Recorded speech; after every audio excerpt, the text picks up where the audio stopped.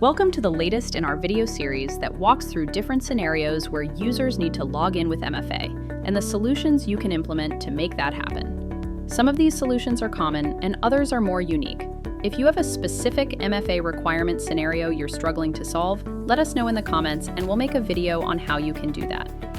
Today's scenario involves Ben, a teller at Rivergate Bank, which is adding MFA for all staff to comply with new data privacy regulations.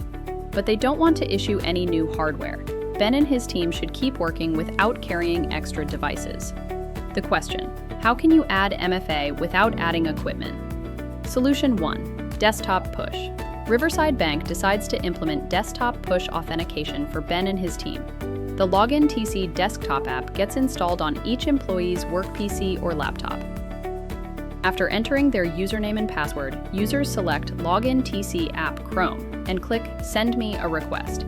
They receive a push notification right to their desktop and click Approve in the window that appears.